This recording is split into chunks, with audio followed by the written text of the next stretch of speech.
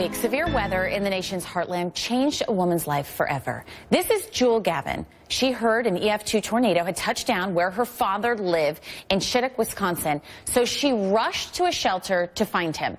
But she realized that was not to be. I was waiting for him to get off the bus. He never came, so I was waiting. I was there for, I was here till 11 waiting, and then a sheriff came and talked to me and told me, and that was hard. Oh, you can just feel her pain. She says she was a daddy's girl, an only child. And while she's just one story in this community, everyone around them showed up in a big way to help, including a businessman who grew up nearby. He has decided to give her family $10,000 to help them in this recovery. His name is Foster Freese, and he joins me now. Foster, it's such a pleasure to meet you, and I do hope your story will inspire other people to do the same when it just comes to helping those in your community. What was it about Jewel that made you realize she really needs this? Well, she was obviously hurting, as any of us would be, and you couldn't help but reach out to her in some way. And I think it was so wonderful in these small towns in Wisconsin where there are 10 pastors there and a lot of the neighbors. The governor flew up from downstate, Governor Scott Walker, to be with her and to console her. And so it was grateful that so many people survived. 20 went to the hospital. But when I walked through the park, Lynn, it was like walking through houses ankle deep, literally. There's only one place where there's debris higher than 8 feet tall. It was really quite devastating. It was awful. And, you know, we have some pictures that you sent to us of that devastation as you were walking through it. I mean, this is your community. This is your home.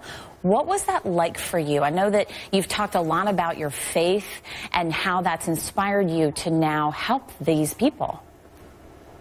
Well, if you look at why God created all of us, you, me, and everybody listening, we're here on this earth to be a channel of God's love to others, to be His hands and feet in a hurting world, and to be a blessing to every person He puts in her path. And this seemed like a very appropriate position where I could hopefully fulfill that role in some way. And some people, my friends, occasionally accuse me of being generous, but I remind them it's not my money, it's the Lord's money. If it's mine, you wouldn't be getting one red dead cent. And these are the people who make our country work. People live in trailer parks, they're truck drivers and waitresses and people working at the turkey plant.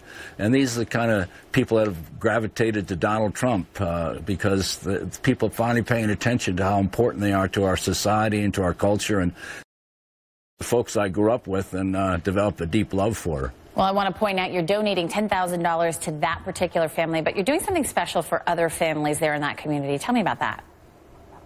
Well, there were 38 trailers destroyed, and I was traveling with the Federal Emergency Management Agency representative from Wisconsin, and we talked about how long it takes to get the money processed. So I gave $1,000 to each of the people that had a trailer, and another $15,000 to a lady who was she has a daycare center, and not only did she lose her home, but she lost her business. So hopefully these will be a little encouragement that we can get them back on our feet. And I'm a little bit embarrassed to be the highlight of this generosity because I'm such a small part of what all American generosity is. When you look at, I bet your cameramen and the people in your studio, all the nice things you do for people, we're all in this together, and it's exciting just to live in America where we're influenced by all the teachings that Jesus said. I remember Galatians 6:2 is one of my favorite verses. When we carry one another's burdens, we fulfill the law of Christ.